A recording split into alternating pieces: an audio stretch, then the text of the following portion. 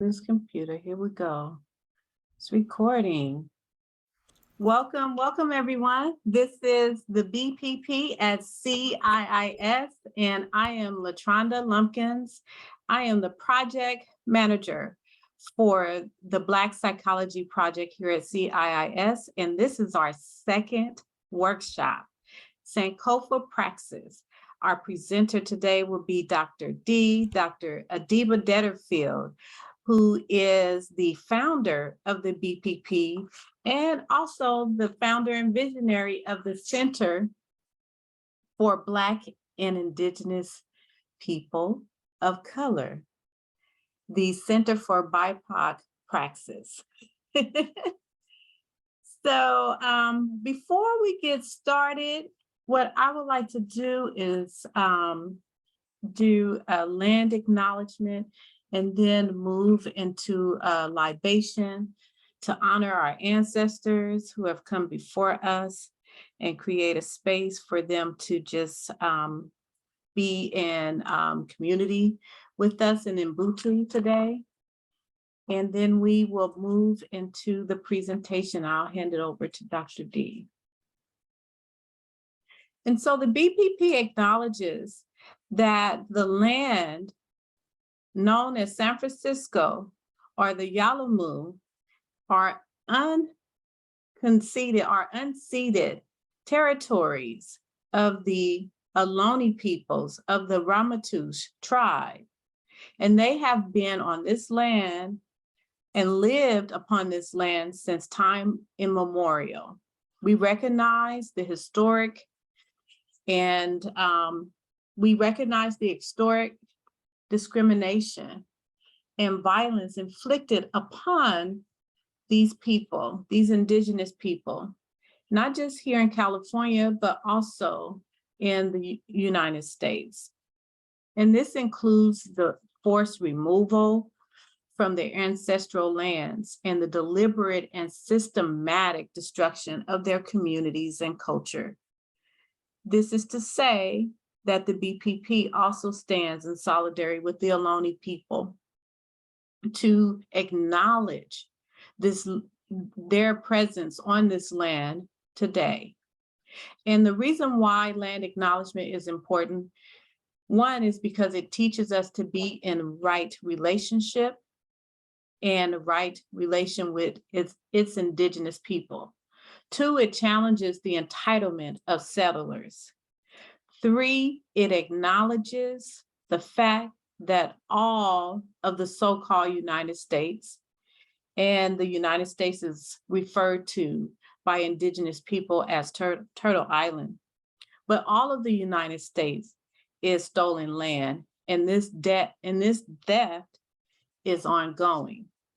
And four, it raises awareness of the work that local Native peoples are doing for self-determination, for continued effort to protect the earth and to reclaim the land that is rightfully theirs. And so I'm going to take my background off so that you can see me and my plant as we move into libation and honoring of our ancestors. All right. So first, I like to take a few deep breaths. The breath is the sacred and divine avenue of life. And as I breathe in and out, I would like to give honor to the One Most High, to the Divine Spirit, to the Supreme Being, the one known by many names, the creator of all there is. We thank you, and we ask for continued support, guidance, and direction. We honor those ancestors whose shoulders we stand, those in our direct lineage, those who are not, those whose names we know, and those may never be known, but their impact on our lives are all the same, and we recognize their struggles and their sacrifices, and they will never be forgotten. We call on the mothers of our mothers and their mothers, the fathers of our fathers and their fathers. Beloved ancestors, we are root of your root, soil of your soil, bone of your bone, and blood of your blood. Lead us and guide us to a greater understanding of our true greatness. Help us tap into the infinite and intuitive power of our own creative intelligence. And as I hold this water, which represents life, which represents flow, which represents cleansing, we call on the beloved ancestors in our direct lineage or not, but we call on the ancestors, as we hold space together in community. I will begin, and I ask each of you just take the mute off of your mic and just join in by calling the name of a beloved ancestor. Londell Smith, Kristen Nadine Nelson Scott, Gray Bryant Sr., Emma Baker, Concepcion Nunez, Aaron Pettiford, Ige Ogunbunmi, Jesse Johnson, and Howe, Gertrude Neil Price, Porter, Flossie Mae Mack, Mercy B. Taylor, Christine Mack, Raphael Leslie Deterville Smith, Sr. thank you. Ashe, Raphael Deterville Jr. Ashe, Ashe, Ashe, Ashe, Asheo. Beloved ancestors, we thank you for your support and give thanks for the majestic power of our own divinity in this sacred space. We are all holding together in community and in Ubuntu. Ashe, Ashe, Asheo. Yeah. Thank you. Thank you all for coming. And so we have created the space for us to move into the business of BPP, of the Black Psychology Project. We have Dr. Adeeba Deterville, who is with us today. And Dr. Deterville has a very, very long history, long impact into the work of the BPP, and what we do today is because of her vision and her support and her love for Black people. Dr. D is the founder of the BPP. She is also the visionary and founder of the Center for Black and Indigenous Praxis. And she's a member of the National Association of Black Psychologists, ABPSI. She is the committee co-chair for the National Certification in African Black Psychology. Dr. D also teaches at CIIS. She is a core faculty and professor in the undergraduate studies, the School of Undergraduate Studies, and the BS Psychology program at CIIS. And she has also obtained her doctorate in the Transformative Studies program at CIIS. She has established her work. So the BPP and the Center for Black and Indigenous Praxis is established on the basis of her Sankofa praxis, and she'll be sharing that with us today. And so I won't belabor this because I know that she also has an introduction of herself that she can definitely share in a much better way than I can. But Dr. D, thank you for being here today. We're so excited to have you and to learn more about your meta theory. Yay! Hey, VPP. Hey, CIIS. Hi, everybody. Okay, so you all who came in right at the top of the hour heard a little snippet of a song, and I'm going to share my screen, and we're going to, I'm going to have you see the actual lyrics to the song. And so we're going to take about 4 minutes and just sort of settle in and take in these words.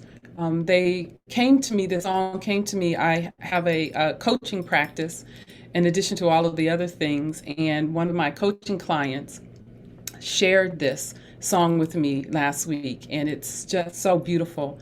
And so I thought it would be a beautiful offering to bring us together to talk about Sankofa Praxis.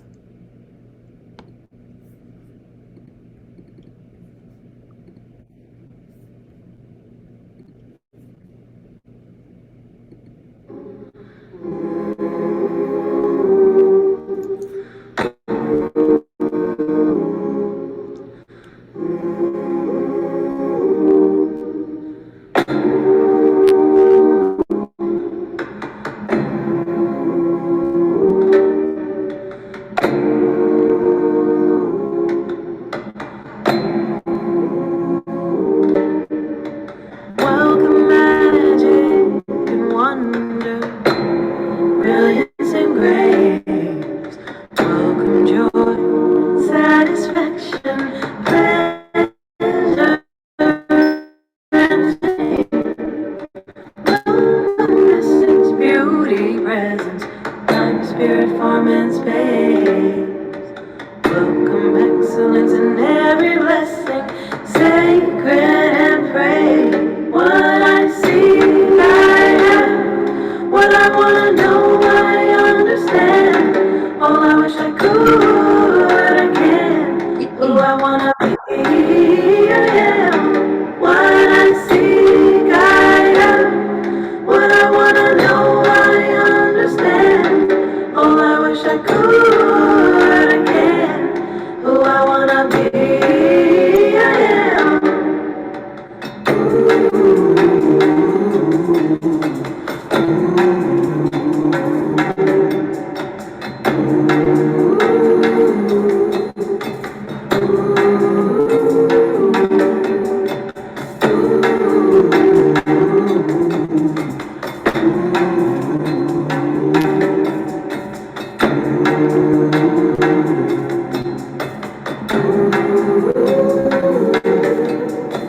Welcome magic and wonder, brilliance and grace. Welcome joy, satisfaction, pleasure and strength. Welcome essence, beauty, presence, time, spirit, form, and space. Welcome science and every blessing, sacred and praise. What I see, I am. What I wanna know, I understand. All I wish I could, I can. What I wanna be, I am. What I see, I am. What I wanna know, I understand. All I wish I could, I can. Who I wanna be, I am. I am the seed, I am the tree. I am the flower, I am the bee. I am fire and I am wind. I accept love and also I give. I am loud and I am mighty. I am silent and I tread lightly. I am brave and monumental. I am modest, I am gentle. I am student and I teach. I am the sand and I am the beach. I am means and I am power. I am bridge and I am tower. I am peace and I am wild. I am mother, I am child. I am many, I am few. I am God, and God is you. What I see, I am. What I wanna know, I understand. All I wish I could, I can. Who I wanna be, I am. What I see, I am. What I wanna know, I understand. All I wish I could,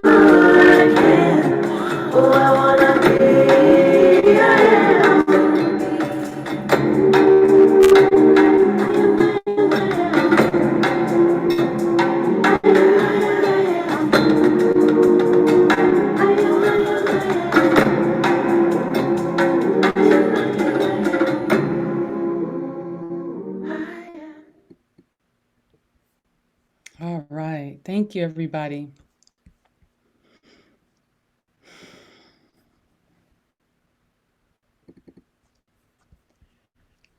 Sankofa Praxis. It's a beautiful thing. All right. Can everyone unmute for a second? I just want to hear your voices. How was that? Can you all share with me? I'm going to stop the screen share for just a second here. Imaginary. Yeah, just So share. lovely. Relaxing, inspiring. Beautiful. Uplifting. Beautiful. Beautiful. Very beautiful. And calming. Affirming. Affirming, yes. Mm-hmm. Strengthening. Mm-hmm. Grounding. Mm, Patience. Empowering. beautiful. Thank you. Thank you. Thank you for sharing. Yes. Yeah, thank you. That, as I mentioned, is from, she goes by Queen Frida, and that's a result of some of the work that we've done together. So we give thanks to Queen Frida for that contribution. All right, so everyone can mute, or if our technical person can mute all, that would be great. All right. Wrong one. Let's see. So many of you know who've been in sessions with me before that I need visual assistance. And so I'll be asking for that on a lot of the slides. There are a number of slides that have lots of words, and I will need visual assist in being able to read those words out loud. I'm going to move as quickly as I can through a good deal of them, and I'll make sure that the deck is available for folks to have afterwards, especially when we get into more of the technical sort of aspects of Sankofa culture and Sankofa praxis, and if so, where there's definitions and things of that nature. So I'm going to begin with the dedication. And so many of you also know that my beloved daughter, Kristen Maydeen Nelson Scott, she's pictured on the right, made her transition to the ancestral realm on August the 6th. And it was a sudden death. And so it's anyone who has lost anyone, and I don't like using the word lost because I don't feel that she's lost. I feel that she's just transitioned into her spirit form. And it's been an interesting process for me. My work has always been dedicated to her and to my grandchildren. To her left is her firstborn, my firstborn grandchild, Jolie. And Jolie is on a plane right now with several other of my grandchildren on their very first Black college tour. So they're headed to Richmond, Virginia to explore Black HBCUs on the East Coast. And so, as always, my work is dedicated to Kristen Maydeen Nelson Scott and to her legacy, which is also my legacy, my grandchildren. One of my favorite quotes from the Hosea is to do that which is of value. A person is eternity, as a person called forth by their work never dies. And it's because we call their name and we remember them that they are able to continue to thrive and to live on. And so I call her name, and I call the names of my ancestors, I call the names of my teachers, and I call the names of my students. And I do this work in that energy and for those reasons. So LaTronda spoke a little bit about me and A.B. Psy. So I exist basically because of A.B. Psy. I was a young, confused, recently divorced, postpartum depression, 20-something when I came into the Association of Black Psychologists. I had recently divorced and separated from my husband. I had recently given birth to my daughter. And as a result of all of those things and a lot of domestic violence and other things that were happening at that time, I also attempted to suicide. And coming out of all of that, I had relocated to San Diego and was just really in search of myself.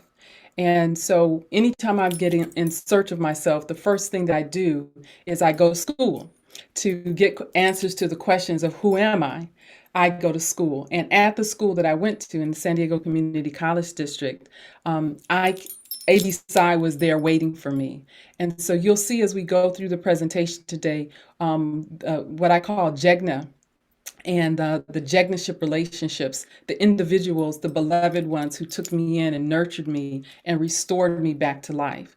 And so I always say that ABSI saved my life because it literally did. I was brought up in it since 1989 and have remained consistent in my participation, in my study, in my practice, most significantly of the concepts and constructs, the philosophies and precepts of African Black psychology as brought to me and taught to me through my association with the Association of Black Psychologists. ABSI was founded in San Francisco in 1968. It was founded out of resistance and protest for the ongoing and continued from 1968 even to today monopoly of the American Psychological Association, APA.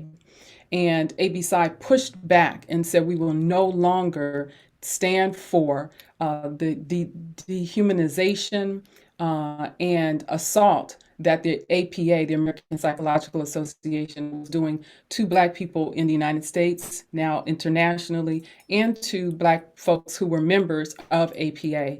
And ABSI continues to do that work even to this day.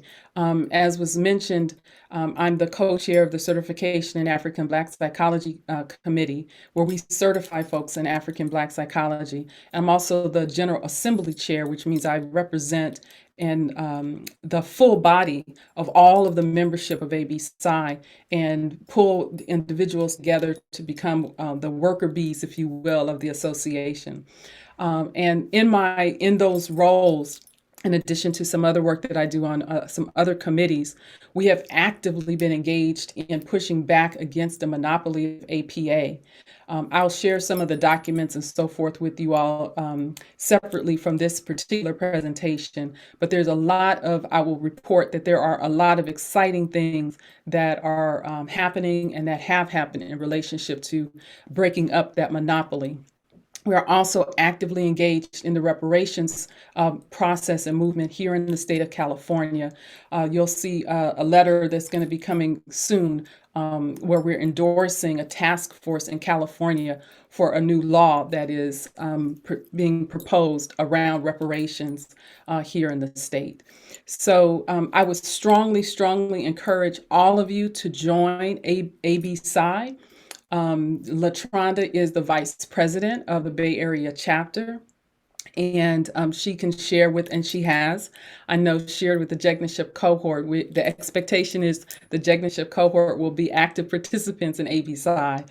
So I would strongly encourage all of you of African ancestry to join us in the fight and the restoration of Africanity and humanity. My journey as CIIS has been a long one as well, a deep and lovely one. I came to CIIS in 2010 after having a career in the nonprofit sector for probably 25 years or so. I worked on the management side, consulting and management side in the nonprofit field. My last position in the nonprofit sector was working for a company called the Management Center, where we worked with executive directors and board of directors to train them on how to best be, particularly new executive directors and new board members, how to step into those roles and responsibilities. And transitioning from the nonprofit sector, I went into financial services, where I worked for a number of years as a community development officer.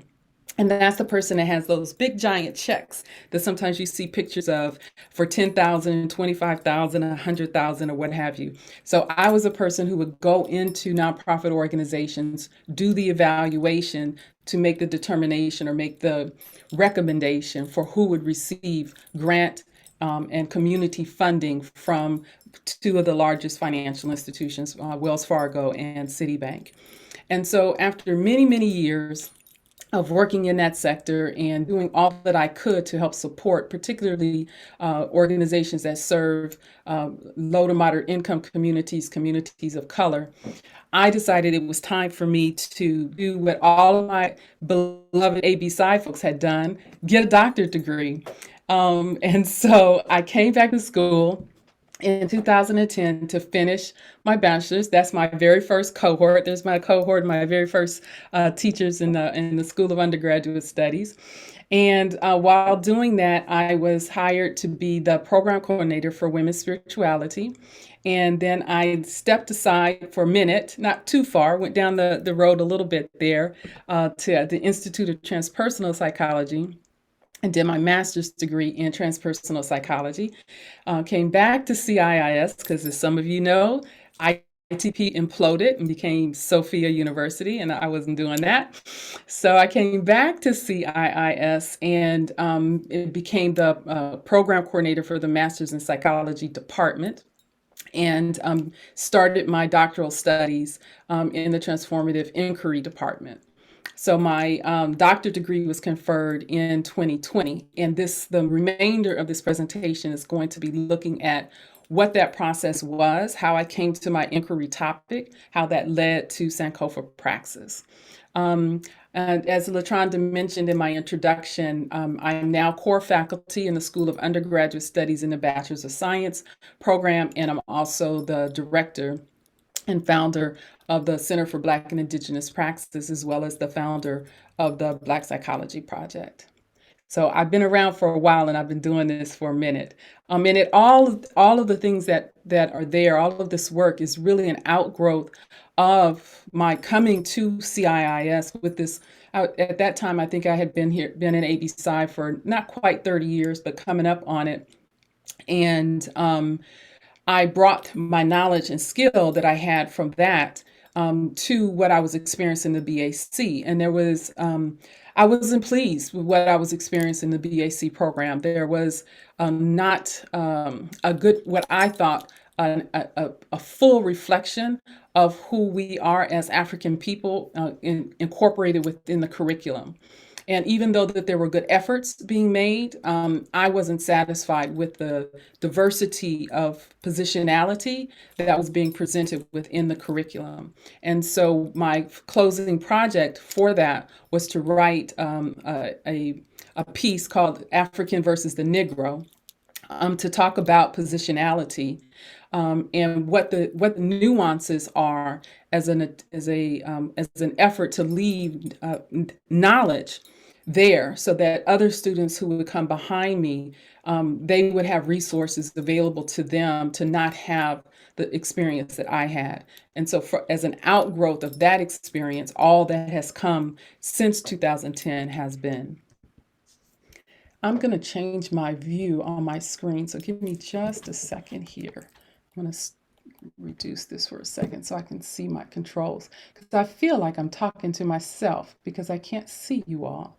There we go. So I'm going to change just my view just a little bit. All right, so the inquiry of Sankofa Praxis. So this is where I'm going to need some visual assist. So if I can ask for a volunteer, I'm not going to call any names. You all can just pick yourselves to read the text on the screen for me.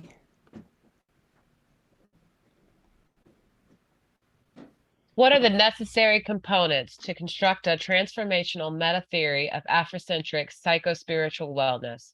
What goes into the calabash of Sankofa Praxis?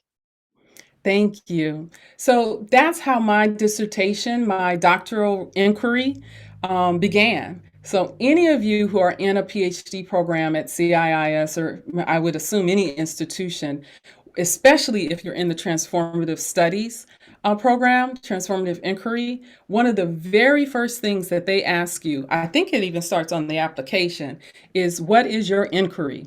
Why are you here? What are you curious about? What is it that you want an answer to, and how do you want to change and transform? What is your transformative inquiry question? And so here it is. It took a minute to get there. It sounds nice and neat and pretty as it resolved on the screen, but it took a couple of years to get there. And so this is how I came to understand the calabash of Sankofa praxis.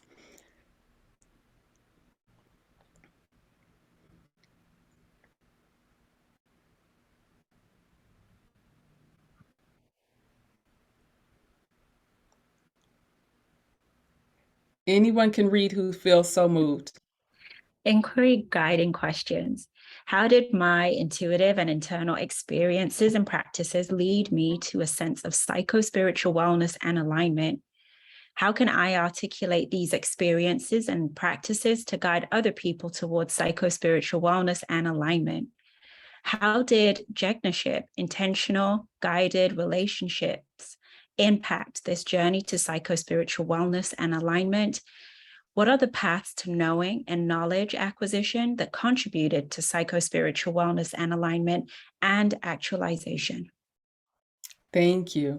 So these are the questions that I asked. And as I began the process of answering each of these, I got more and more clarity around what it was that I was really trying to create. One of the questions that my dissertation committee would ask me often was, am I creating a theory? Am I creating a model? Am I conducting qualitative research? Am I conducting quantitative research? What is the outcome that I'm wanting from this? And where do I want to go to find the answers to these questions? So one of the first things that I realized was I didn't want to do a qualitative study. I didn't want to interview people or do a survey, have a focus group, or any of those sorts of things. I also knew that I wanted to sort of somehow coming back to school and being at the point where I was here. I was in my mid 50s. I was probably, I don't even know, like 57, 55, somewhere right around in there at the time. And I had all of this lived experience, all of this history. And I was always curious, how did I end up like this? How did I become who I was, who I am? And I thought that the best way for me to answer that question was to do a deep dive into my own life. You know, what informed, what made me me? So that, again, going back to that introductory song, I am. So how did I become who I am? And so as a result of doing this inquiry and asking and answering these questions, this is what came forward as my dissertation title. So if someone could read this, that would be beautiful. Sankofa practice, an Afrocentric meta theory of Sankofa and Jignership as a reclamation of Afrocentric episteme, psychology, spiritness, and personhood, a scholarly personal narrative of cultural retrieval, alignment, and actualization. Beautiful, thank you. So that's in a nutshell what Sankofa praxis is. So I'm going to take some time and unpack each of these. So reader, please. Sankofa praxis is a transformational meta theory which integrates the concepts of Sankofa, a cultural concept used to guide African ascended people in cultural reclamation, Jegnership, which I define as relational, intentionally guided development, and Afrocentric episteme, psychology, spiritness, and personhood, EPSP. Beautiful. Thank you. So in this diagram, it's a quick little snapshot of the core concepts, some of them, not all of them. There's one that's missing, and you'll see it in just a second, of what makes up Sankofa Praxis. So the Sankofa bird you see is in the center. That's the thing that turns the wheel. So the idea behind Sankofa Praxis is through Jegnaship, through this mutual respected, interconnected exchange, this relationship of knowing and knowledge production and knowing and knowledge sharing, that one will traverse, if you will, and go and go back and reclaim and reconnect, and also move forward. Also being very grounded in your current lived experience. So it's through this Jegnaship relationship. So that's what the arrows represent.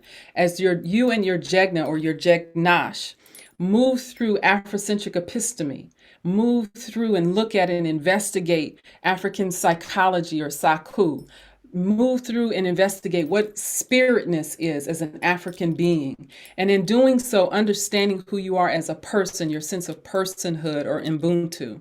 So in a nutshell, Sankofa Praxis is a living, breathing, active process that is ongoing of retrieval, moving forward, being present in relationship with your Jegna, being a Jegni, and constantly learning episteme, learning psychology, engaging in personhood, engaging in community, engaging in spiritness.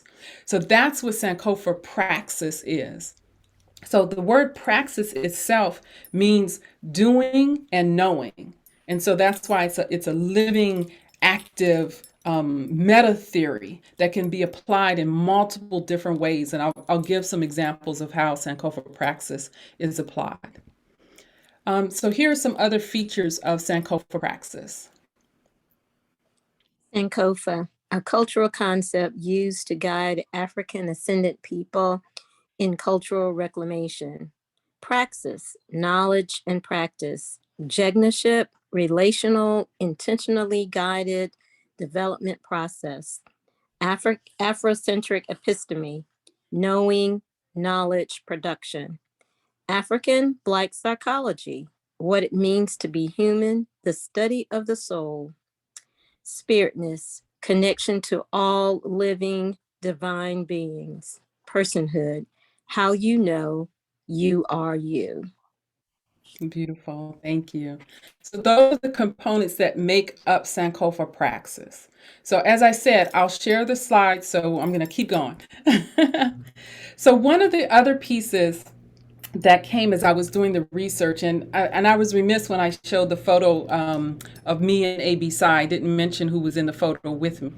So that is Baba Wade W. Nobles. And in Baba Nobles is, I don't even have words to describe what Baba is for me. So yeah, you'll see a lot of him as we move through the slides. But one of the things that Baba brought to my life was this construct of the calabash.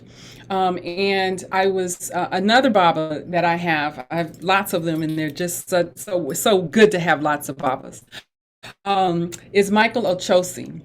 And Baba Michael Ochosi is a priest of Ochosi, and he is also a beloved Jegna to my husband, Dwayne Deterville. And he was his teacher when he was in art school back in the 70s. And Baba Ochosi taught us and brought us into the practice of Lukumi. And part of his construct is the calabash. And so between Baba Wade and Baba Ochosi, I was introduced to the concept of the calabash. So if I can have someone read this for me. The calabash.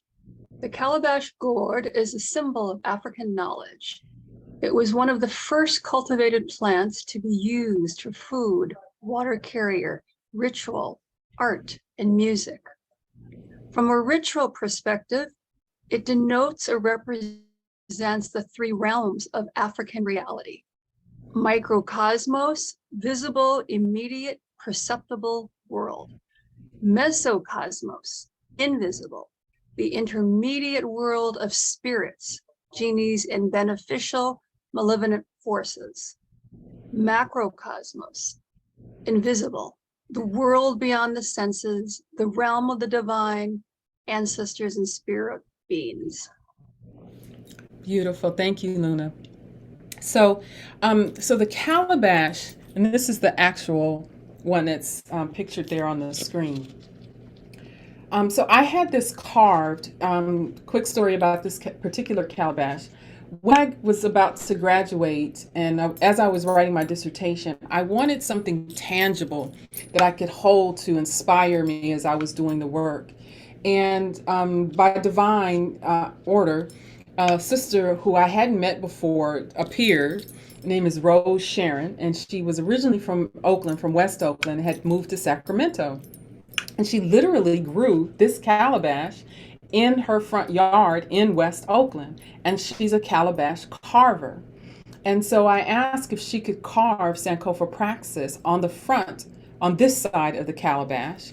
And then on the rear, this is an Adinkra concept called Dwanaman, which is my middle name, on the back. And then at the bottom is the date of the conferral of my doctorate degree. And so she carved this, and I have it right here on my desk, and this comes off. And inside of the calabash, I put beautiful wishes, if you will. There's money and crystals and little post-it notes of things that I want to manifest, and all kinds of beautiful things are inside of this calabash. And when I thought about it, and I'll say a little bit more about this later on, the calabash really encompasses so much of what Sankofa Praxis is. It encompasses the concept of jegnership in such a beautiful way. And you'll see more. You'll see more. I'm trying not to get ahead of myself. Sankofa, the other concept that feeds into Sankofa Praxis.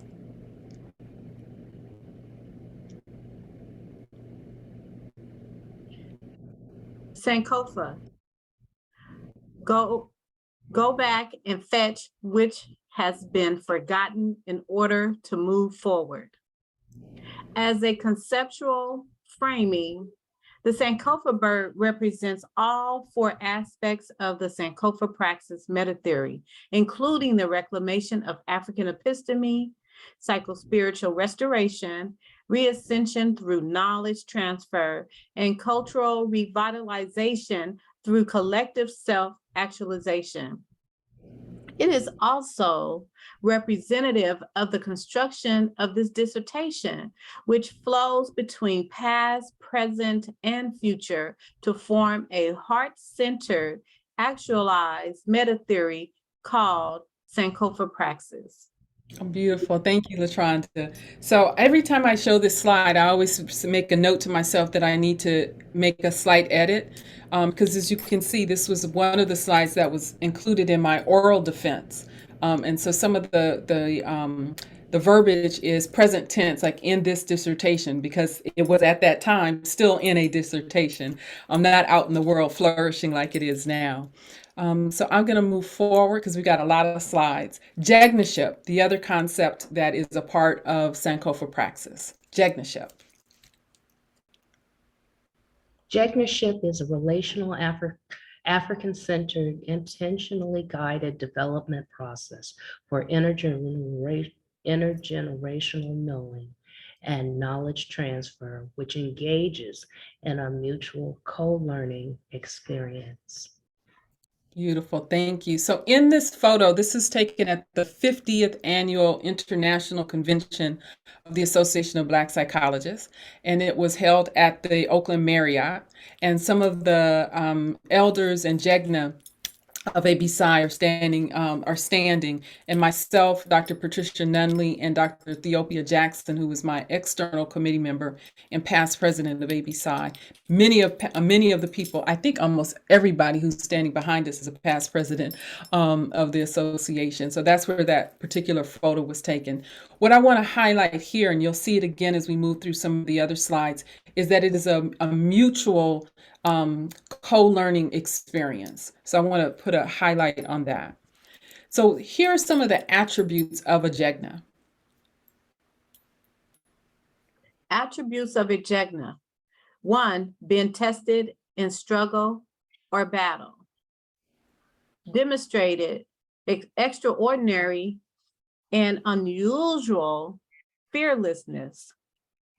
Shown determination and courage in protecting their people, land, and culture. Show diligence and dedication to our people. Exceptionally high quality work. Dedicated themselves to the protection, defense, nurturance, and development of our young by advancing our people, place, and culture. Beautiful, thank you. So the photograph to the right was taken in the lobby of CIIS. This is our very first ABSI MHSA Mental Health Services Act cohort. So our very first BPP cohort back in 2015. So Baba Nobles came and did a presentation for us, and those are 2 students from the Master's in Counseling Psychology program that he was sitting and having conversation with. In the background is Destiny Muhammad, who's a harpist in Oakland, and we were having an event in the lobby. And so I love this image because it shows a historic moment at CIIS. Both of these brothers are doing dynamic work in community as professional counseling therapists now. And it shows the power of Black psychology when it's brought into the academic environment, and just how powerful it can be and transformative it can be. Again, wanting to highlight something on this slide, nowhere on here do you see anything about age. It has nothing to do with how old one is, how many years you've clocked on the planet. It has to do with how much knowledge and experience you have. And it also has to do with humility. So the Jegna Jegni, and I'll move to Jegni in just a moment, it's a mutual experience of exchange. It is not mentorship. It is not a substitute for mentorship. It is not an Africanization of mentorship. It is a very distinct process and approach. The concept of Jegna was brought to the Association of Black Psychologists by Baba, may he rest well with the honored ancestors, Asa Hilliard and Baba Wade Nobles. They were, as they always would do and continue to do, say, what do African people have to say about this? Fill in the blank. Where do Black people? That's always the leading question. Don't matter what space one enters into, where do Black people? What do African people have to say about this? And so when they were thinking about how do we as knowledge producers within the association bring that knowledge forward from generation to generation and amongst each other as peers, Baba Hilliard and Nobles came to this concept of Jegna and Jegnaship and brought it to the association as a framework for us to operate within around how we transfer knowledge amongst each other. So the partner to the Jegna is a Jegni. And so who is a Jegni? Who is a Jegni? Developing scholar who seeks the guidance of a Jegna is respected as a developing scholar on the path of increasing knowledge and is a developing Jegna who models what they have learned on the path. Thank you. Exactly. Again, has nothing to do with age. And this was really important, particularly because we live in this Western construct where age is has so much prominence. A lot of times people think that just because you're old, that you're an elder, and being an elder and being old are not the same thing. Everyone's heard that saying, there's old fools too, right? So just because you've lived a long time does not, one, make you an elder, nor does it make you a Jegna. And so that's why these attributes are important. And it was important also within ABSI and in other environments as well, that this notion of that the person is a developing Jegna, that they're developing scholar, because all of us are developing. If you can be 60 and just stepping into this, never heard of any of these words, never even thought what does it mean to be Black? Am I Black? What does that mean? You could be 70 years old and be asking yourself that question for the very first time. And you know what? That's all right. I'm glad you asked the question. And so let's find and partner you up with a Jegna that can help you through Sankofa Praxis, begin to unpack that. So there is no wrong time. You're never too old. You're never too young. It's about being engaged. And so just a quick, here's some of my Jegna along the way. So that's me when I was about 29, I think. And some of my very first Jegnash, Dr. Tamil Porter, may she rest well with the honored ancestors, Dr. Judy Sandeo, Dr. Starla Lewis, and Dr. Carol Waymans. They were all members of the Association of Black Psychologists, and they found this little lost and confused 20-something in 1989 and brought me into my right mind. In the middle are my dissertation committee, Dr. May Allawar, Theopia Jackson, Denise Boston, and Baba Wade. And then on that final row are some of my first string Jagnees. That's my very first BPP cohort, and some other cohort members, and the list goes on there. All of your pictures now can go in that on this slide for me. So I'm so happy that I have a whole tribe of Jagnees out there now. So doing a little bit deeper dive and unpacking some of the other principles of Sankofa Praxis. You remember that Sankofa Praxis has Sankofa, has Jegnaship, we have the calabash, and in that process, you're moving in through and around and engaged in 4 areas: episteme, psychology or saku, spiritness, and personhood. So this is the very first one, episteme. Epistemological debate, Black history knowledge, historical understanding / historical meaning, lived Black experience, teaching Black psychology, and Piper Mandy and Rowe, 2010, Coringa, 1992, Hine, 1992, Brizuela Garcia, 2008, Chapman Hillard and Adams Boss, 2016, Graham Yes. Sampson, 2016.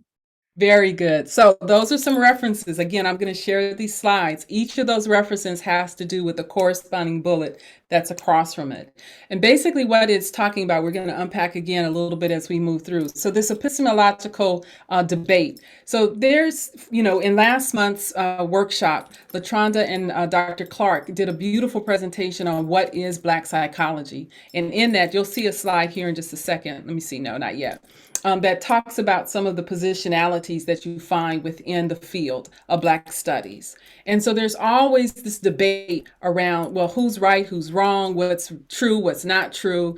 So there's a constant epistemological debate that is always engaged in, and it's a wonderful thing within the field and practice of Black studies, Africana studies, and Black psychology.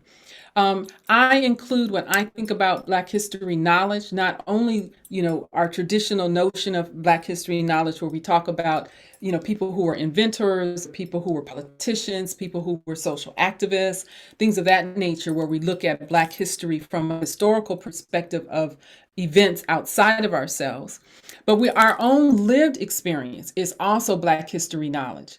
We were talking right before you all came on about a book that we're reading, and the cadence in which the sister who wrote the book in speaking, she speaks in a cadence that is familiar to us. That's lived Black history knowledge.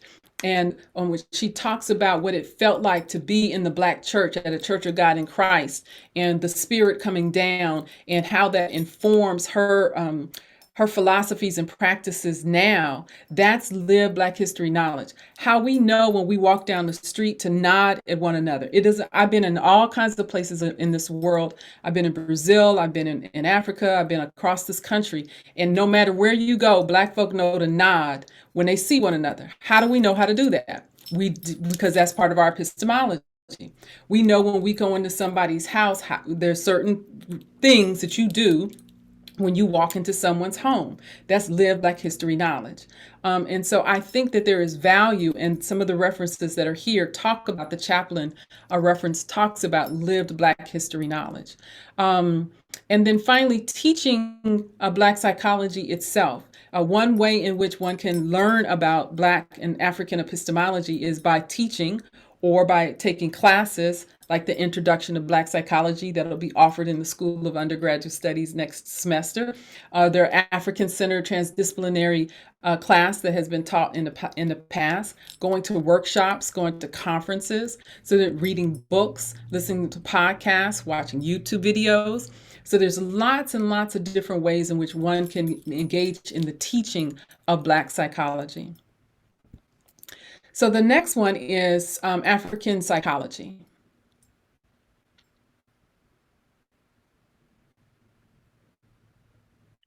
Black psychology, as it is being developed, is the self-conscious centering of psychological analysis and applications in African realities, cultures, and epistemologies. African-centered psychology as a system of thought and action examines the processes that allow for the illumination and liberation of the spirit, relying on the principles of harmony within the universe as a natural order of existence.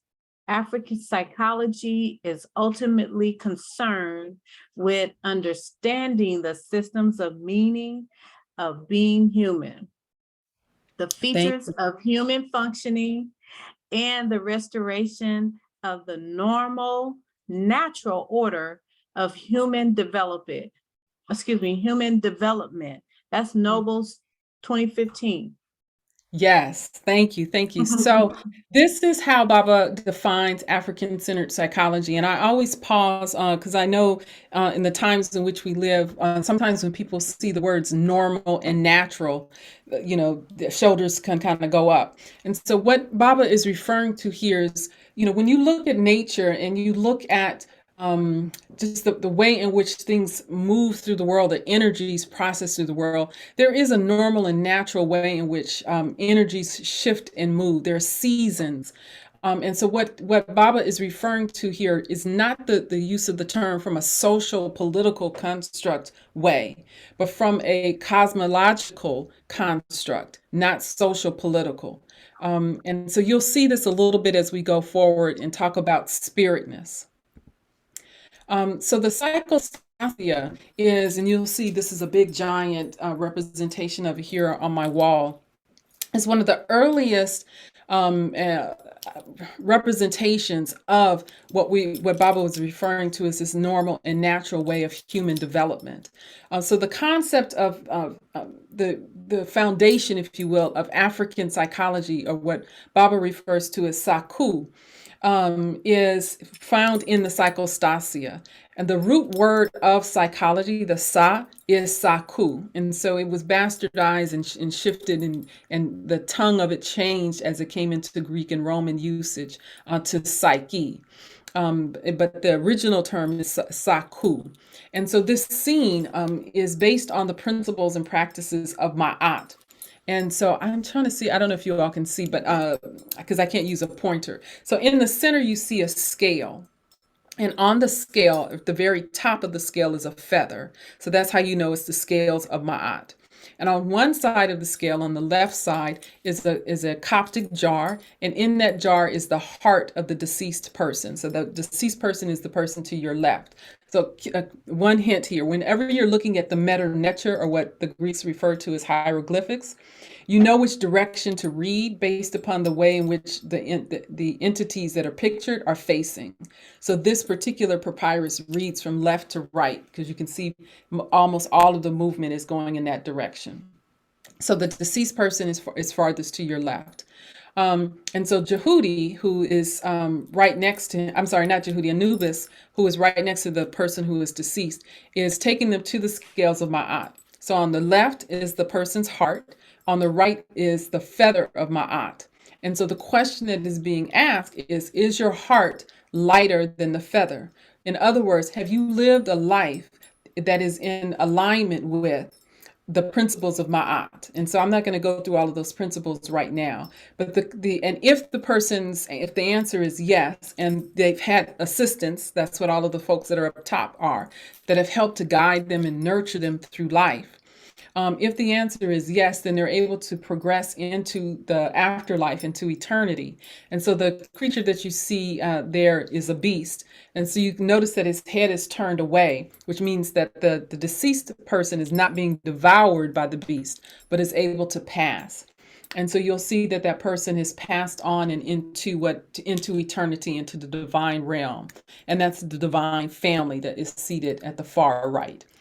So the idea behind this is that African people, all the way back hundreds of thousands of years ago, understood that there are ways in which we need to conduct ourselves as human beings in community that will affirm our lives and that will allow us to live a fully optimized and actualized life. These are not these, do's and don'ts, like commandments of don't do this and don't do that and don't do this.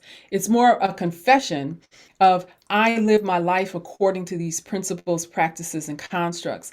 I contributed to my family. I contributed to my community. And so what this has led to is this understanding of, in order to be psychologically well and stable, that if you live a life according to the principles of Ma'at, then one will have a consciousness, a psychology, a saku, a soul experience of alignment, actualization, of illumination, of wellness. And when one is shattered or experiencing, distortion, mental breakdowns, stress, all of those kinds of things, being unregulated, that's one of those, psychological terms, right? When you're not regulated, that means that you're no longer in alignment. You're no longer living a life that is in alignment with Ma'at, that you are in, and you'll see this in a little bit, outside of your calabash of Jegnaship, that you have stepped out of that calabash, right? And so that normal and natural way of being a human being is rooted in our African concepts of Ma'at. So Baba has been doing this work going all the way back to almost to his graduate studies, for at least till the 1970s. And so this concept of seeking the Saku has really been core to his life and his life work. And so I'll have someone read this slide for me.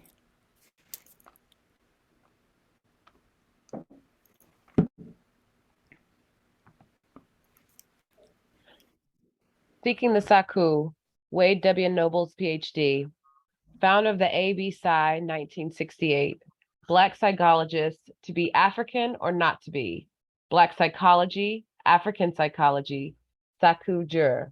Did I pronounce that right? I'm hoping. The Saku Jur. 1994 to 1995, President's Report, introduces the concept of Saku to ABPSI as a Saku therapeutic application, restructuring the human essence and cognitive relocation. Saku, understanding, illumination, the I, the soul of being. Psychology should be the study of the human spirit or the study of human illumination. Nobles, 1986. Sakujer is a term representing the further Africanization of Black psychology or the science of human function. Nobles and McKinsey, 2019. Very good, very good. And so Baba is actively engaged in this right now. He has what's called the Saku Collective, where he's actually training people in Saku Jer to be Saku Jer. He has a collective in Haiti. He has one running in Florida. He has one running in Ethiopia. We actually have students from CIIS who are part of the Saku Collective. And it's this ongoing work. So spiritness, Ma'at. The way in which I came to Ma'at was through the work of Maulana Karenga and the organization US.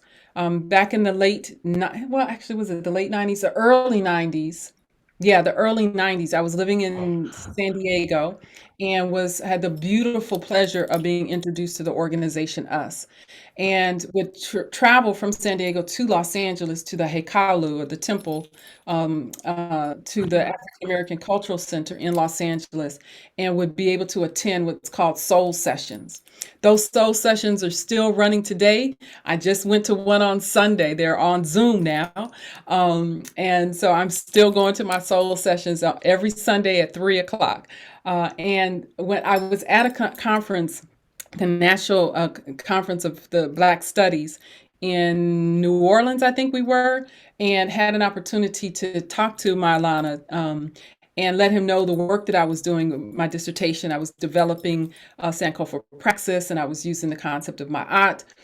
And he says, what you know, how you know and came to know Ma'at is through Kawida. Kawida is a theory that Karinga created back in the late 1960s. It's an ongoing living theory.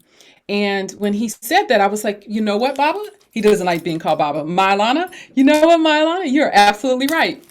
It is Kawida Ma'at, a very specific interpretation of Ma'at. And so this is how Ma'at is understood through the Kawida theory. Kawida Ma'at. Truth, sincerity in speech, behavior, and character that is in accord with fact. Justice, principle of just dealing and right action where fairness and equity reign. Righteousness, propriety, act in accord with divine or moral law such that one is free from guilt or sin. Harmony, proper arrangement or alignment of things such that they function together.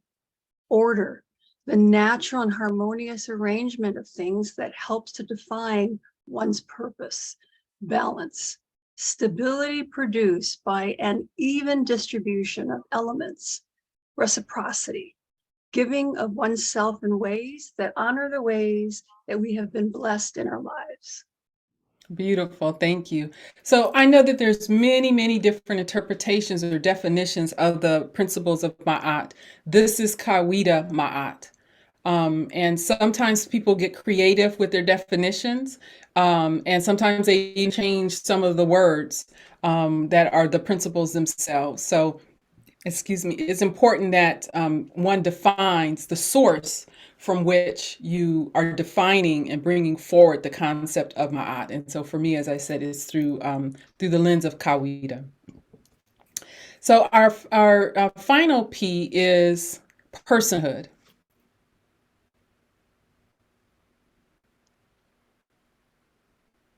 From an Afrocentric worldview, personhood and spiritness are inseparable. Fayemi, 2009, Girls in a Hay, 2002, Landrine, 1992, Nobles, 2013-2015. Brooke, 2008, frames Ubuntu as a person's internalized sense of community, their sense of responsibility towards others, both living and dead, and their approach towards the world at large. The African concept of self is not individual, singular person. African epistemology tends not to use the term self. Instead, the term personhood is used because personhood implies the notion of community instead of individuality, thus emphasizing the relational nature of selfhood. Deterville, 2016, page 123. This idea of cultural identity formation links back to knowledge transfer, specifically Jignaship, as it is a communal experience, such as the Jignaship experience of knowledge transfer that is not just limited to being a part of a group or people or field of study, but being connected to one sense of personhood and how through the expression of that personhood, one is empowered to have agency in the world around them. Beautiful, thank you. And so again, just emphasizing the notion that we use the term personhood and not self. Because a person is a person because of other people. It is not I am because I think. I am because you are. And because you are, we are. And because we are, I am. So the notion of how you know that you exist in the world is affirmed through your engagement with other people. And that first engagement is oftentimes with our parents, with our mother and fathers, with our sisters, our brothers, our siblings, our family, community, and so forth and so on. And so that is how we know who we are.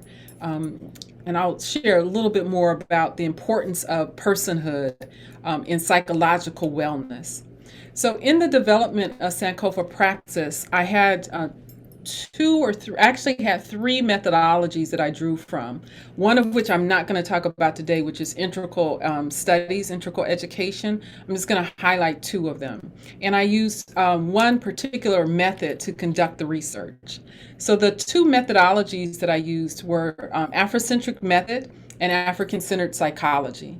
So we're going to go through these pretty quickly. So Afrocentric method.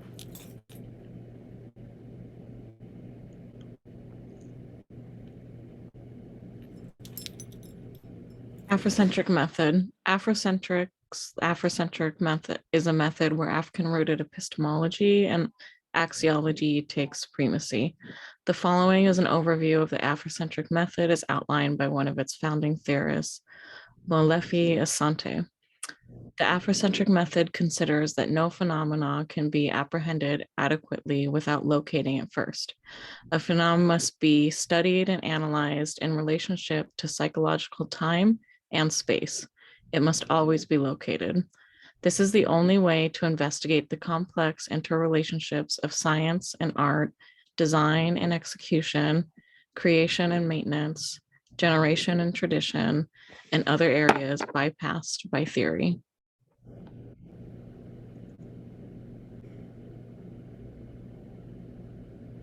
The Afrocentric method considers phenomena to be diverse, dynamic, and in motion, and therefore it is necessary for a person to accurately note and record the location of phenomena, even in the midst of fluctuations.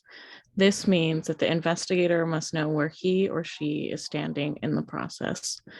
The Afrocentric method is a form of cultural criticism that examines etymological uses of words and terms in order to know the source of an author's location. This allows us to intersect ideas with actions and actions with ideas on the basis of what is pejorative and ineffective and what is creative and transformative at the political and economic levels. Two more. The Afrocentric method seeks to uncover the mass behind the rhetoric of power, privilege, and position in order to establish how principal myths create place. The method enthrones critical reflection that reveals the perception of monolithic power as nothing but the projection of a cadre of adventurers. The Afrocentric method locates the imaginative structure of a system of economics, bureau of politics, policy of government, expression of cultural form in the attitude, direction, and language of the phenom, be it text, institution, personality, interaction, or event. Asante, 2009. Yay, Asante signed it to you. That means thank you very much. Good job, good job. So I'm going to skip past that one for a second and go to this one really quickly, and then I'll jump back to the other one. So in a nutshell, and again, I'll refer you all back to the last month's workshop. They did a beautiful job of unpacking these five positionalities. In a nutshell, what Asante is talking about is, and I alluded to this earlier where I talked about epistemological debate. So everybody is coming from someplace. There's nothing wrong with having epistemological bias. We all come to who we are and how we think about the world from a place, of knowledge and lived experience. Books we've read, political positions, lived experiences, all of those sorts of things. So we all come with some understanding, some eyes that we're looking through. So within the world of Africana studies and as a result, Black psychology, there are basically five, and I only have four of them represented visually here, different worldviews or perspectives that people tend to come to the topic or the question of what does it mean to be Black? in a variety of different ways, in a social construct, in a what have you, and then from a psychological lens, or what, in all different ways. Whatever the question is, we are asking it. So this is your what would you call your paradigm, or your methodology, or your framework.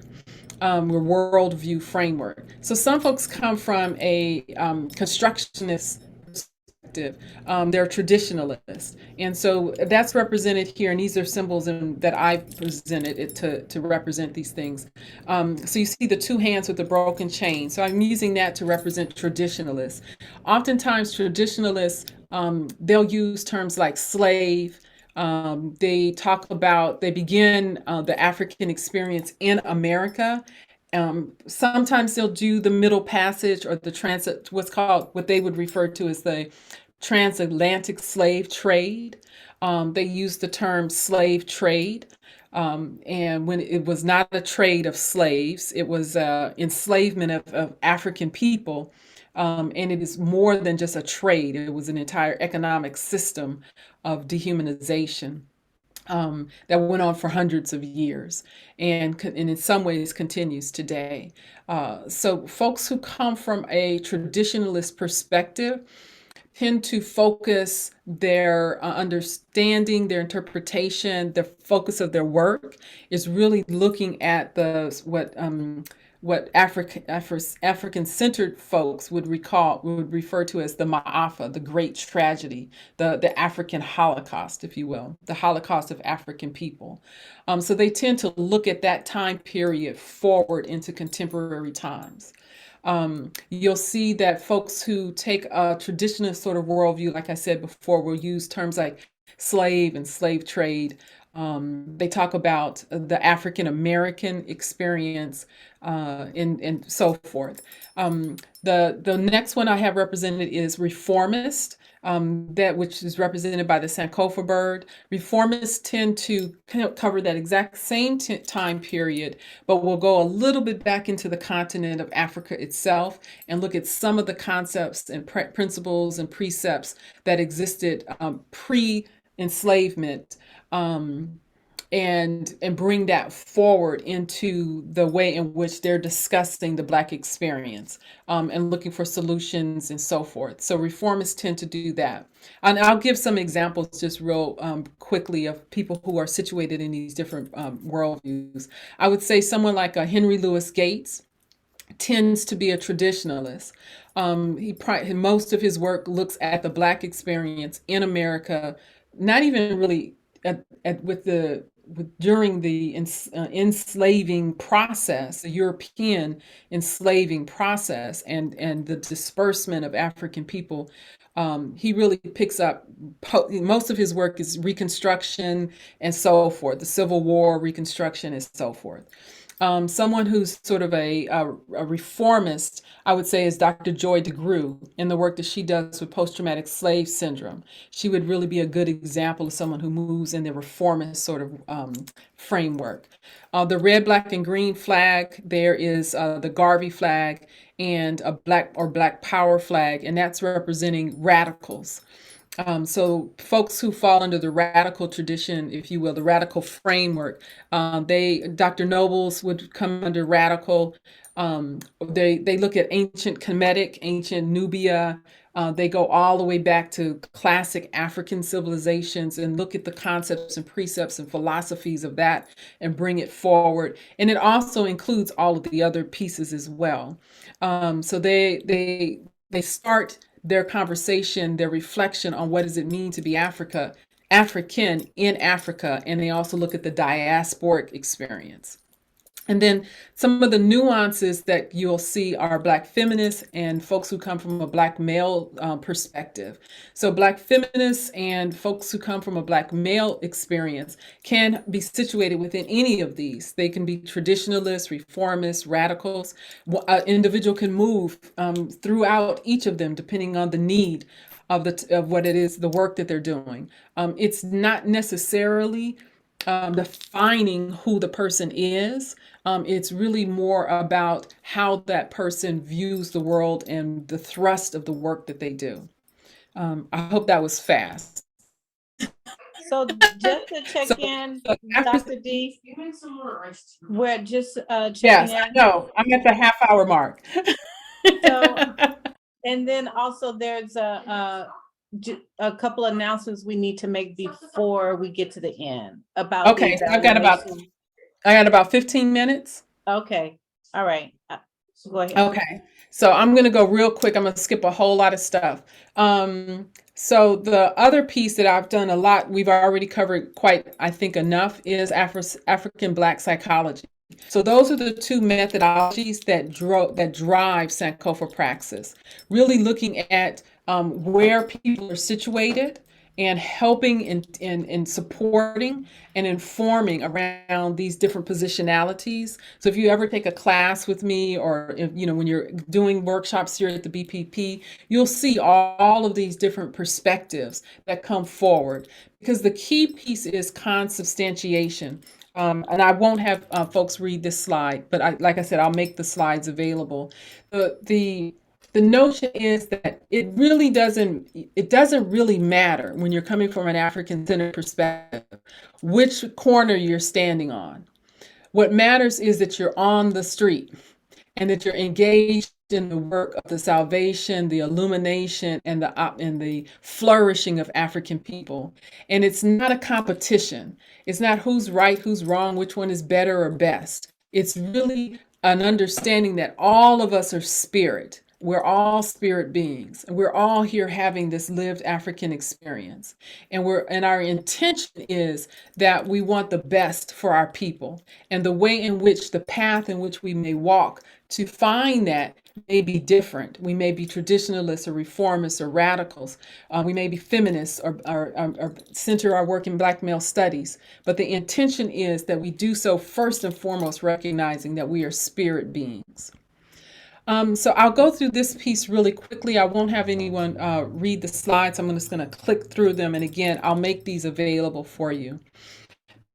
The method that I use to do this unpacking of those inquiry questions that I posted way at the beginning of this is this method called scholarly personal narrative. It's really powerful. I'm actually going to do 4 weeks teaching in another setting on how to conduct scholarly personal narrative. And at some point, I hope to be able to bring it to the Center for Black and Indigenous Praxis and maybe do it as an elective course or something here at CIIS. But it's a method where you really, it aligns so well with the Afrocentric method, where you do your own deep dive inquiry, looking and investigating your own lived experience or the lived experience of someone else, and you begin to situate that lived experience within the scholarship. And so you locate first those experiences, and then you begin to identify components of it that are found in the literature, if you will. And so I'm going to skip through these. I'm going to pause just so y'all could at least see the titles. Yeah, I'm going to skip through these. And like I said, I'll send them to you.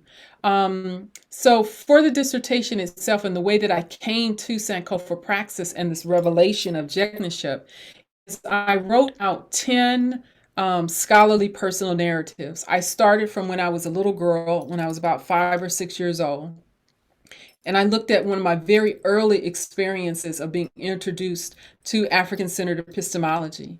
And that very early experience was going to see the King Tut exhibit at the LA Museum, and having my Head Start teacher actually take me to this when I was in high school.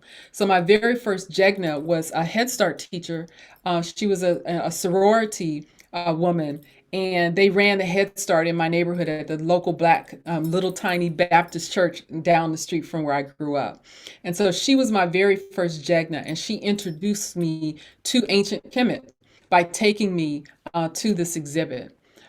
What I did for the dissertation is I named each of the narratives based on either a song or a book that sort of represented both the narrative itself and the time in which that narrative occurred.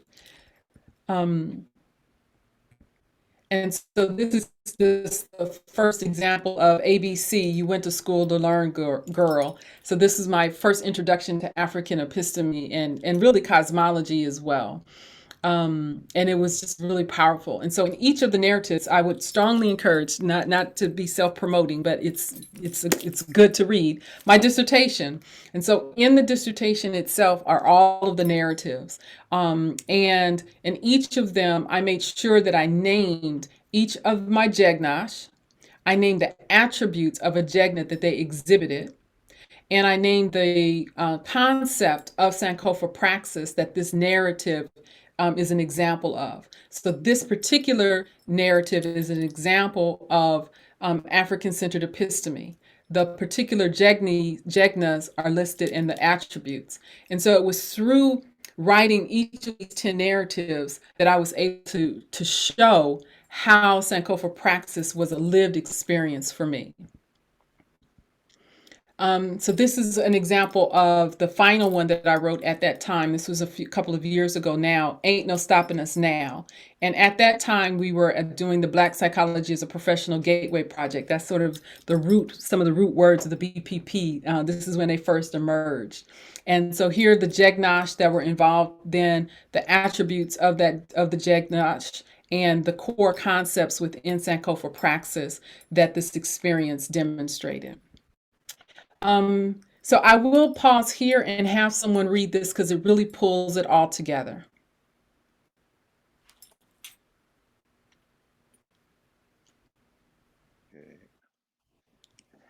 Universalizability of narrative. From the personal to praxis, in reflecting on my narrative journey, universalizability emerged through a constant cycle where through every experience of disruption in my life, my restoration always came through an Afrocentric encounter, be it via synchronous relationships / Jegnaship, personhood, psychology, returning to school / study, episteme, or reconnecting with my ancestors / divine nature, spiritness. This process of cultural retrieval always led to alignment and actualization. The stories and experiences of cultural restoration that are woven through the scholarly personal narratives originally created for my dissertation demonstrate the effectiveness and necessity of the core concepts of Afrocentric episteme. African-centered psychology, Afrocentric spiritness, and Afrocentric personhood, EPSP, as effective concepts to use in the process of alignment and actualization, and validates their foundational role in the Sankofa praxis meta theory. Thank you.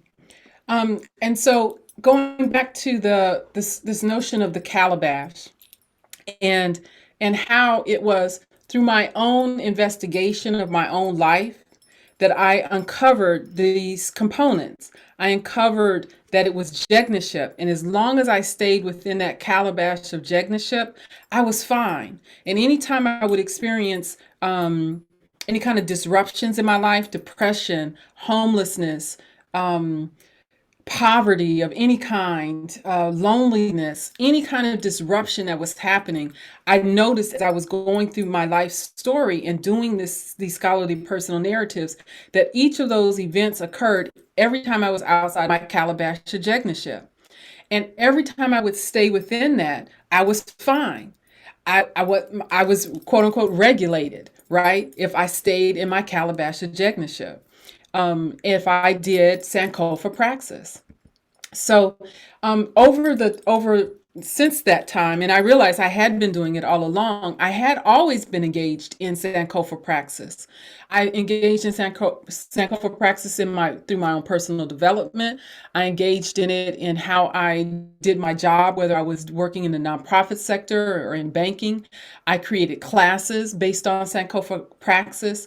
The way in which I just lived my life was a Sankofa praxis meta theory way of being in the world. And what the dissertation did was give me a way to really write it out so that now folks like you all, Latronda and the BPP and the Center for Black and Indigenous Praxis and the JRI and the Emoja community. And there are a number of other organizations that I work with and consult with outside of CIIS. I do have a life outside of CIIS. Use Sankofa Praxis as a model for how they conduct their work in the world. And so just in summary, Sankofa Praxis is Sankofa, Jegnaship, Calabash, EPSP. It's Afrocentric method. It's African-centered psychology. It's the notion of consubstantiation, and it's the method of scholarly personal narrative. So I will close with that. I was hoping that I would have an opportunity, but I took too long to get through some of the earlier slides to have you all engaged in how a process of cultivating your own calabash of Jegnaship. So I think I'll close with this slide and one more, and I'll click through the rest. So Latronda, if you can read this slide, that would be helpful, and I'll just click through the rest and then close. Okay, how to cultivate your calabash of Jegnaship. 1, identify the Jegnach, the warrior, the teacher in your life. 2, reflect on how you know what you know via your lived Black history, knowledge, and Africology, your episteme.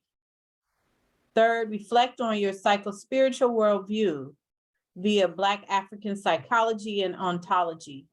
An example, Ma'at.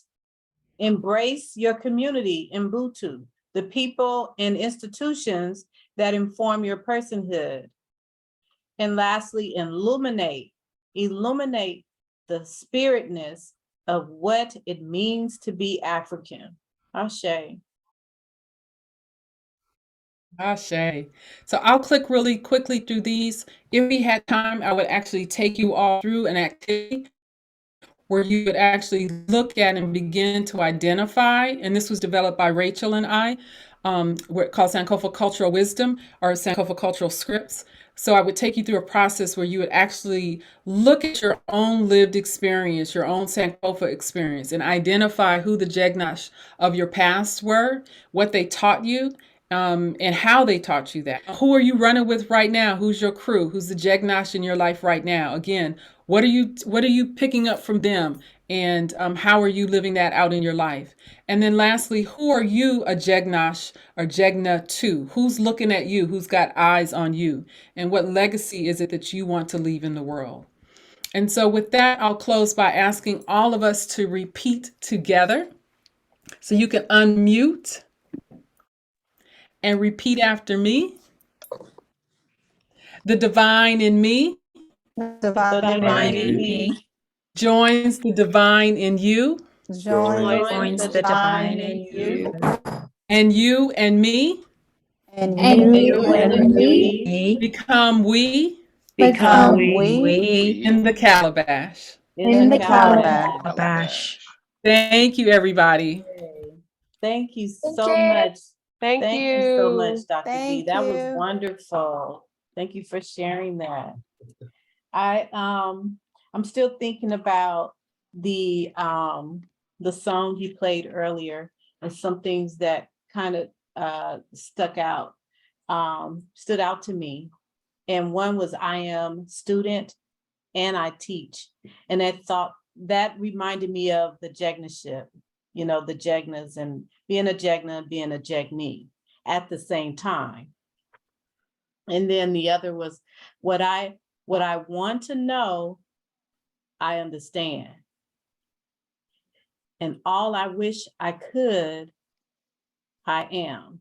Yes. So yeah, this is all a reflection of what we do here at the BPP in Sankofa Praxis. So thank you for that. Yeah. Yes. Okay, so whoever has me spotlighted can undo that and put us all on gallery view because I want to see you all. Okay, so I have you unspotlighted, but I do have an announcement to make. So we, what we do here at the BPP is very important. And we have to evaluate our workshops and our events. And so, Cecilia, do you want to add a couple of things to that? Yeah, firstly, I want to thank Dr. D for that amazing presentation. It's the second time I've sat through it, and every time I get more juice and more richness out of it. So thank you so much. Yes. I also want to thank and lift up those people who have already completed the survey. Your feedback is really important to us, as LaTronda said, not only in getting feedback that we can pass on to the institution, but so that we can refine our programming and ensure that we're delivering the very best in what Black psychology has to offer.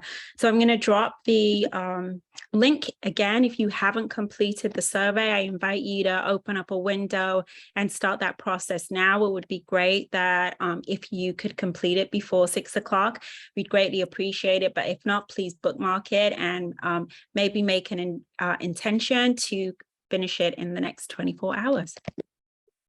Absolutely. And then also, we are in for a treat. So Safe Black Spaces is an organization out of Sacramento, but they also have a national reach to support folks who are Black folks who are experiencing racial trauma.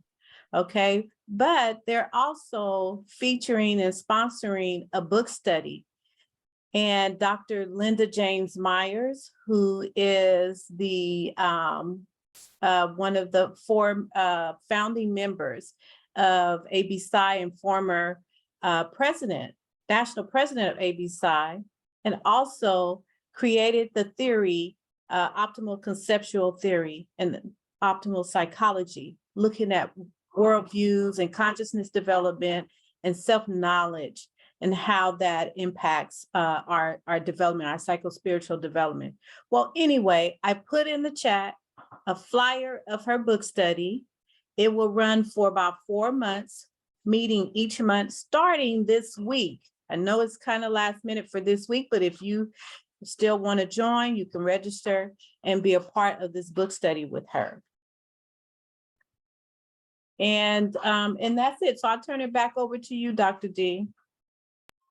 Beautiful. Thank you. Thank you. One other thing that I would announce, and I know that the Jegnership cohort, you all received it. There is a community-based research learning opportunity. It runs for almost a year, not quite, where you can do a deep dive and be trained in 3 methods of conducting community research: survey, scholarly personal narrative, and focus group through an African-centered lens.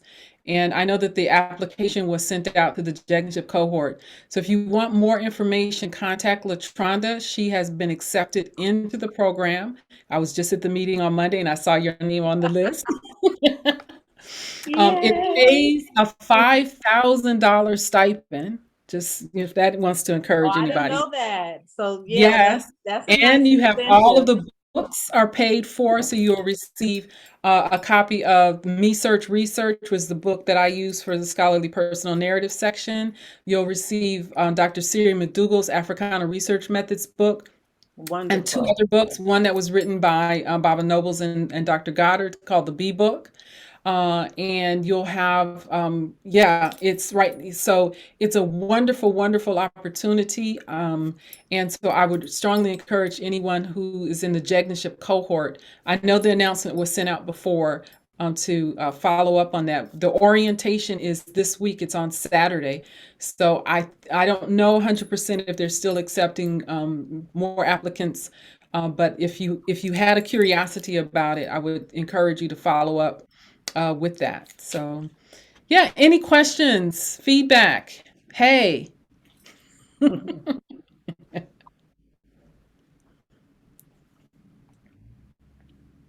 I just wore you all out. Okay. Open floor, guys, open floor. I just want to make a comment. My name is Brian. I'm in the Anthropology and Social Change program. And Hey, Brian. hi, everyone. And I'm sorry I didn't get a chance to read because right now I am challenged with my vision. So that's why I didn't do any reading. So pardon me on that. But I want to say that your work is really inspiring me. I am focusing on post-emancipation villages in Guyana, in the Caribbean.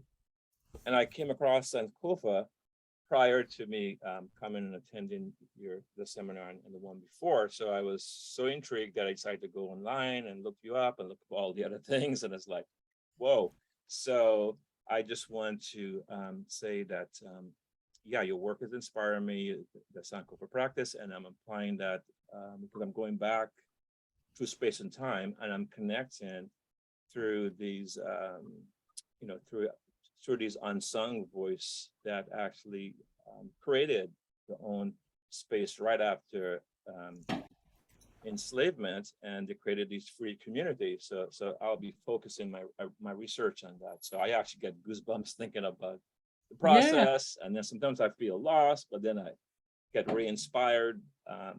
So I just want to put that out there. I'm working on my comps right now. I'm in my first comp, and so I feel like I'm in the middle of the story because it's part of my experience coming from that environment, and part African and Indian, so I have those roots, right? So yeah, I'm interested in so many other things that this program has to offer, and yeah, I'm looking forward to other events and being enlightened more. So I want to thank you all, actually, and you, Dr. D, especially as well for your scholarship.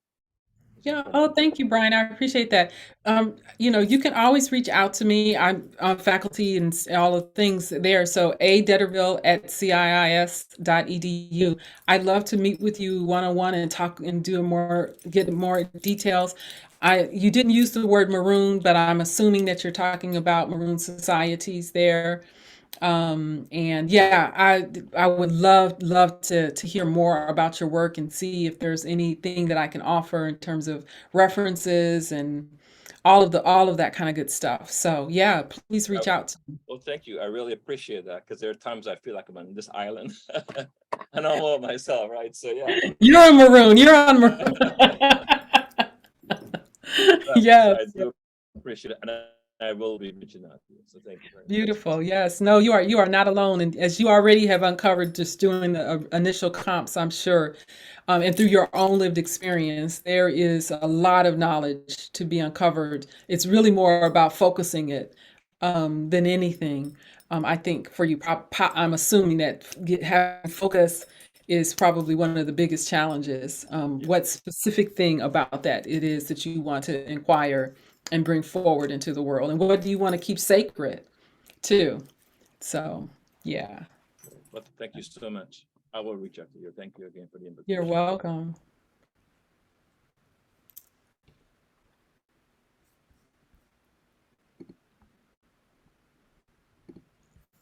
Any other questions? There was a lot of reading and that happened, a lot of words, concepts. Was there anything in particular that stood out to you that was something new that you hadn't heard before, or something that resonated with the work that you're currently doing, like what Brian just shared?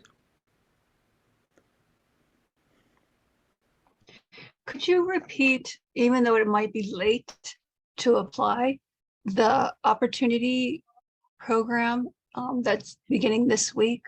Like, I know you said to contact Latondra, but the name of it? It's I have to learn how to pronounce it. I call it the JRI It's project called Collective Impact. It's a research fellowship. Yeah, so we'll send it to you, Luna, since I know that you have an interest in it. We'll send it to you. It's called, I don't know if my mic was on or not. It's called Collective Impact. It's a research fellowship program. And I'll retrieve the flyer and put it in the chat.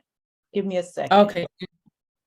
Thank you. Thank you. It's a collaboration between a number of groups. And so Collective Impact is a nonprofit organization based in San Francisco. It's funded through the Defund the Police money from the mayor of San Francisco has allocated funds from that to train community members and students in how to do community research. And so the group that I'm working with is, Quadwell, do you know how to pronounce it? The J and the JRI? Um, oh, no. I can't remember. Because I have a habit of just calling it JRI. So this is a group of faculty out of San Francisco City College that have got together to create their own entity to conduct this research. Initially, they were trying to conduct it within San Francisco City College and received so much backlash from the institution that they just went on their own. And you all know Dr. Robert Clark, who teaches in the School of Undergraduate Studies, recently retired, and his wife as well from San Francisco City College. And, there's been a lot of issues there with Black faculty and students getting what they need from an African perspective, a Black perspective. And so this group of folks, sisters, stepped outside of that and created their own collective, if you will, to provide this training to community members and to students. USF is also a partner in it. So there's some students from USF that are also there. And I had considered bringing the project to CIIS, to the BPP, and decided to let it stand separate from this. But there is opportunity for those of you who are part of the BPP to still participate in this project. So so it's what I do every Saturday. We meet every single Saturday. I do the libation and I teach some of the classes in addition to what I'm doing here at the university. So it's a community-based project, a collaborative community-based project. Yeah. I'm curious, I know we're just about at time. In the presentation, I showed you all sort of my journey of starting with the inquiry question and then coming into, how I fleshed it out and actually coming to the concept of Sankofa Praxis and now taking that into the world and seeing it being applied in the world, be it through the BPP or through the JRI project. They use Sankofa Praxis to structure that project as well. I'm curious to hear from some of you who are at various stages of your scholarly journey. How has that process been for you? Like coming up with that inquiry question, solidifying it into a concept, and then what's your hope to pull that out into the world?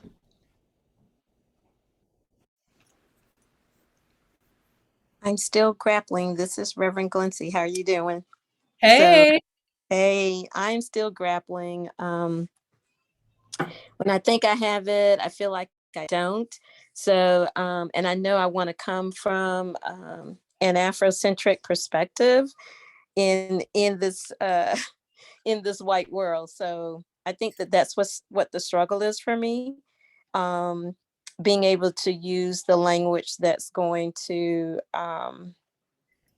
meet with the requirements of the program. So I'm still working that out. Well, one of the things that I would encourage you to do is use Afrocentric method because what it allows you to do is to locate and position yourself. Okay. And so, that's straight, just baseline Afrocentric method across the board. Okay. It's more than what I just highlighted on the screen. Those are just literally just a few highlights of what the Afrocentric method is, but it's a really good framework. It is not a method in the sense of like scholarly personal narrative or survey or focus group. It's a methodology. So that should rephrase how I'm stating it. It's a methodology. And so whatever you're going to partner that methodology with, like in my case, my dominant discipline of discourse, as they call it in the transformative studies, is psychology. Nuance that I take on the field of psychology is African Black psychology. So my discipline is the field of psychology. The nuance that I bring to it is African Black psychology, and the framework in which I engage in all that I do is Afrocentric or Afrocentricity. That is my Okay. paradigm that I operate out of. Okay. Is Afrocentricity. So once you sort of find those, what your methodology is, and I know you all know this because you've all taken this class before, but sometimes it's easier it depends. Sometimes it's easier to begin by understanding what your methodology is. That's why figuring out who you are, where you're coming from, what your own positionality is. Once you're clear on that, then you will be able to identify and connect with the methodology that works well for you. Okay. You're struggling to find one, and then figure out what method you want to use to conduct that research. In my case, I wanted to look at my own story, so I use scholarly personal narrative. I could have used that to look at somebody else's story too. So yeah, I would suggest pulling out Dr. McDougall's book, The Africana Research. Yeah, because I was in your class. I know you do. Pull that back out. See if any of those things that are listed in there, because he has a whole bunch of them. There are little snippets of a whole bunch of them in there that really resonate with you or resonate with your questions. You can lead with your question too and see, okay, given who I am, I always start with given who I am, which methodology will help me move down the road most effectively that partners with that question. Okay. Thank you for that. Yeah. And which perspective do I need to take? Maybe you need to take, even though you might not necessarily, and I don't know what you would resonate with, maybe your personal positionality might not be traditionalist, but that might be the best approach to take with your topic. Okay. So if you're going to look at your topic through a traditionalist lens, which is usually the most acceptable lens within the academy, because it's not threatening, if you will, is taking a radical approach and looking at ancient classical African civilization and bringing that thread forward. And even if you took a reformist where you're kind of like easing them along a little bit, like this is stuff you already know, and now we're gonna move a little bit further, right? So you can use different positionalities depending on the context in which you're doing the inquiry. Okay, thank you. That's very helpful. And it doesn't have to be like you're saying like this is me forever, or you don't have to feel inauthentic about it. That's one way that you could feel like you're not being shut down or being inauthentic, that you're being able to fully express because you're clear on what your own positionality is, and you can say, I'm choosing this approach, this traditionalist approach, and you can list out all of the authors and scholars because I think it's the most effective way for me to move forward with this subject area. Okay. Thank you. I didn't want to hold up the night for that, but thank you. You're welcome. Sorry, Right, I posted the flyer that has all the information about the Collective Impact Research Fellowship. So you have to be in San Francisco to apply? Well, I don't know. Okay. I say no because LaTonda's not. I don't live in San Francisco, but because I'm studying at CIIS, maybe that's why I got accepted. So. Okay. All right. Thank you. I will definitely take a look at it. Do you feel though it is worth, I mean, given the short time period and when it starts, do you think it's worthwhile to invest the energy to apply? Hey, don't say no to yourself. Let somebody else tell you. Okay. That's good enough reason. That's right. Yeah, exactly.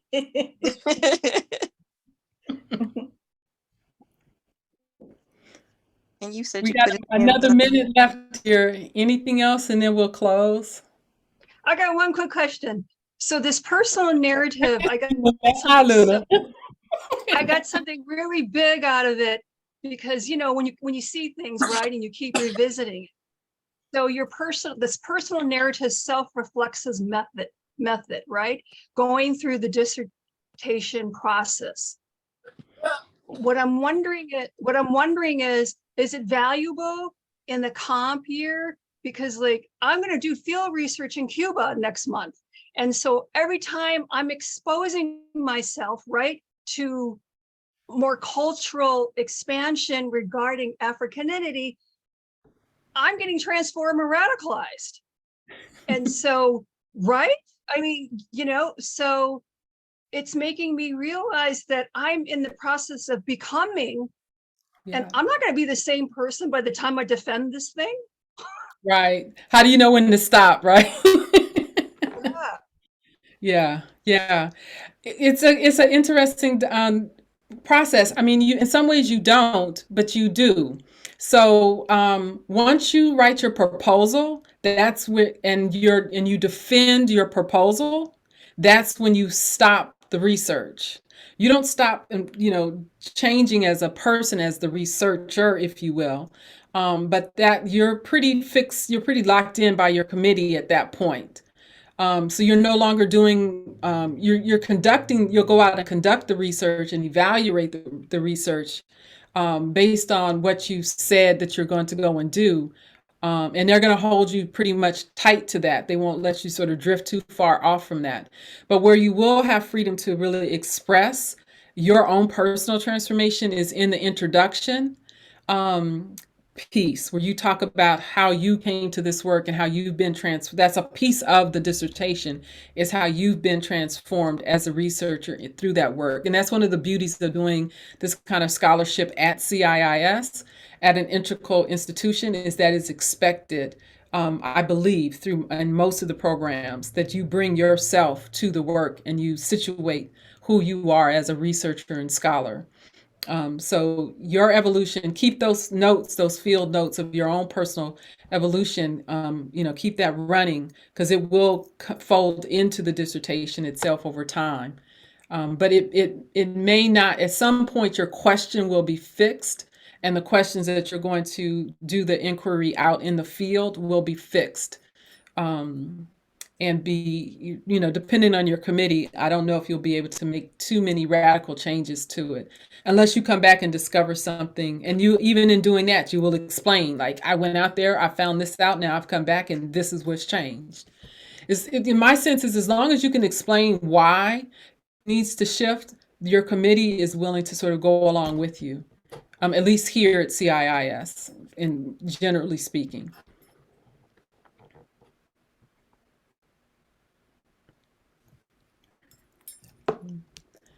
So BPP program manager. It's 6:02. So we can go ahead and wrap up. This was very enriching, a very engaging conversation. Thank you so much for sharing your vision and your meta theory and your praxis with us, and the legacy that you're leaving behind for us to, continue the work. So I appreciate that. All right. So until next time. Oh, the next workshop is going to be November 17th. And you guys are in for a treat, because it's going to be on African cultural psychology, the Ubuntu model for mental health. And that's going to be presented by Dr. Derek Wilson, who is also a longtime member of ABPSI and sits on the National Committee for Black Psychology with Dr. D. And then also Christy Hagens, Dr. Christy Hagens is going to give a presentation on the emotional emancipation circles, creating safe Black spaces, and talking about community psychology. So join us next month and you'll get notices about that. Beautiful. Thank you, everyone. Thank you. All right, So bye-bye. Thank you. Have a good night. Take care. Bye-bye. Thank you. What'd you say, Dr. D? I heard you say something. Stop the recording. Oh.